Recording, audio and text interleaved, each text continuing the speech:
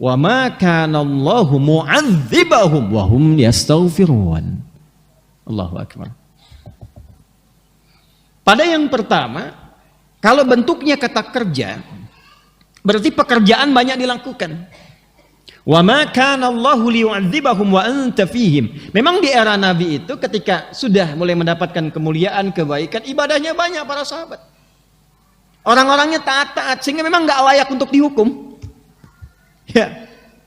Tapi ketika nabinya telah meninggalkan kita semua, tapi ajarannya kan abadi, diwariskan.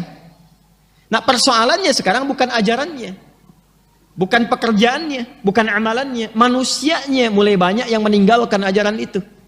Sehingga di antara sebagian mereka memang sudah layak untuk diingatkan, bahkan dihukum. Hanya karena ada orang-orang yang banyak istighfar, banyak bertobat, banyak kembali kepada Allah, maka Allah menahan itu untuk tidak menjadi malapetaka yang lebih besar. Saya merasakan satu renungan yang mendalam dari mulai rentetan gempa yang terjadi di Cianjur, kemudian ke Garut, kemudian setelah itu geser bahkan ke wilayah Jawa bagian timur, di Sukabumi, kemudian Semeru mulai, dan beberapa yang lainnya mulai tergerak. Anda bisa berkata dengan teori ilmiah bahwa ini ada pergerakan secara geografis begini, secara geologis begini, secara fisiologis seperti ini. Iya, itu hitungan teman-teman. Tapi semua ilmu itu ketika dipelajari sejatinya adalah untuk mengantarkan kita lebih dekat hubungannya dengan Allah Subhanahu wa Ta'ala. Dan desain kebangsaan kita, sila pertamanya ketuhanan yang Maha Esa. Jadi hal yang harus pertama kita koreksi dalam diri ketika banyak musibah terjadi, hujan yang sejatinya kita harapkan menghidupkan tanaman, bebuahan, tumbuhan dan panen yang indah itu, sekarang longsor kita temukan di berbagai tempat, banjir bandang, beberapa air meluap, beberapa kemudian terjadi hal-hal yang tidak kita inginkan. Pertanyaan pertamanya, wahum yastaghfirun, di mana orang-orang yang tobat itu? Jadi saya ingin mengajak, ayo kita posisikan, karena saya belum melihat ada yang menyeru sampai dengan hari ini ada orang yang ngajak tobat. Di mana imannya kita?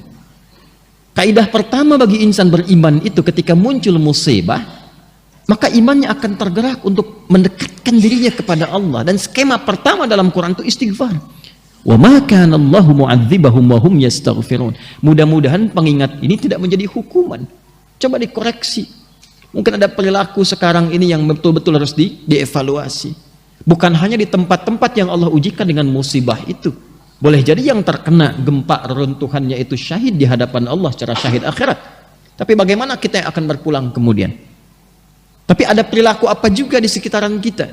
Baik di tempat itu, di sekitaran kita saat ini. Perbaiki.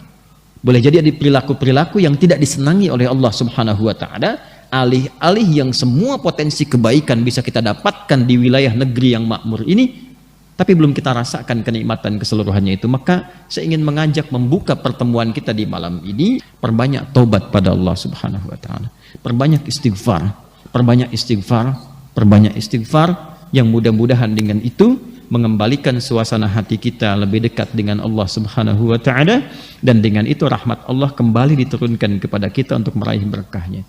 Kami punya posko, buat posko di Cianjur, Wahkir, dan itu sudah terlinkkan hampir di wilayah-wilayah di Indonesia yang termitigasi kalau ada bencana-bencana atau musibah-musibah yang seperti kita rasakan. Semeru, kemarin ada ujian, tim kita sudah ada di sana yang menyiapkan alat dan sebagainya.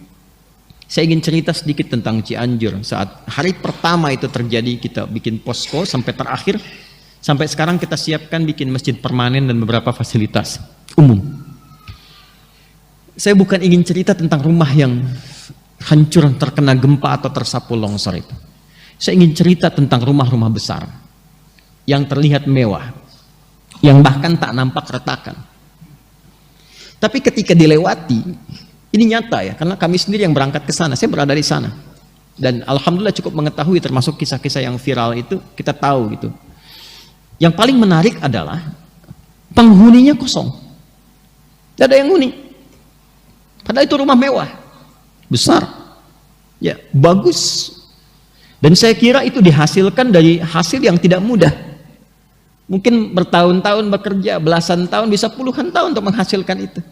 Letaknya strategis. Tapi ternyata penghuninya lebih menginginkan dan lebih berminat untuk tinggal di tenda-tenda yang bahkan sebelumnya kurang layak. Jadi daripada menghuni rumahnya yang mewah itu, dia lebih memilih untuk tinggal di tenda. Atau tidak tidur di lapang sekalian tanpa alas, tanpa atap sedikit pun. Ternyata pada satu titik, apa yang Anda hasilkan dari pekerjaan dan masih seragam yang Anda gunakan sampai malam hari itu, pada satu titik itu tidak akan banyak menolong Anda dari hasil pekerjaan Anda itu ketika terjadi suasana yang menyentuh iman kita untuk dikembalikan kepada Allah Subhanahu wa taala. Jadi saya ingin katakan, kalau Anda berangkat gelap, pulang gelap hanya untuk mengumpulkan dunia, akan tiba pada satu masa sepersekian detik itu dunia yang Anda kumpulkan selama puluhan tahun menjadi tidak bernilai di hadapan Anda. Dan yang paling bernilai itu istighfar Anda, takbir Anda. Jadi jangan sampai dipaksa dengan hadirnya gempa yang meruntuhkan baru Anda istighfar, astagfirullah ya Allah, Allahu Akbar. Itu kemana aja kalimat itu? Yang dididik dalam sholat selama 5 waktu dibuka dengan Allahu Akbar, tak pernah dikumandangkan misalnya, apa harus dikasih gempa dulu? Kasih banjir dulu? Kasih longsor dulu? Dikasih musibah dulu? Mana istighfar itu? Ya. Mana tawakal kita kepada Allah? Mana taubat kita kepada Allah?